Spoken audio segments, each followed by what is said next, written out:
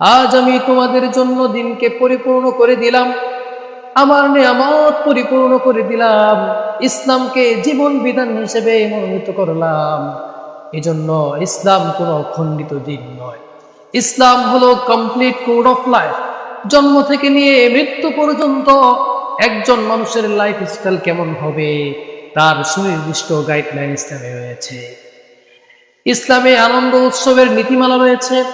আল্লাহ তাআলা মুসলমানদেরকে আনন্দ উৎসবের জন্য চমৎকার দুটি ঈদ উপহার দিয়েছেন।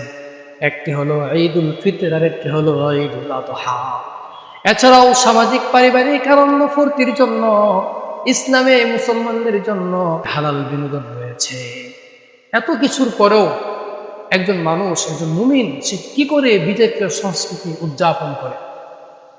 এজন্য আল্লাহর হাবিব সাল্লাল্লাহু আলাইহি ওয়াসাল্লাম স্পষ্টভাবে ওয়ার্নিং দিয়েছেন। বুখারীর বর্ণনা আসছে, আল্লাহর হাবিব বলেন, মান তাশাব্বা বিকওমিন ফাহুয়া মিনহুম।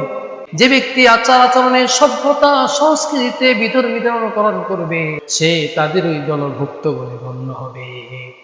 এই হাদিস থেকে আমরা বুঝতে পারি, বিজাতীয় সংস্কৃতি উদযাপন করা, বিধর্মীদের কালচার অনুকরণ করা, অনুসরণ করা, এটি শুধুমাত্র ধর্মীয় নিষেধাজ্ঞার লঙ্ঘন নয়,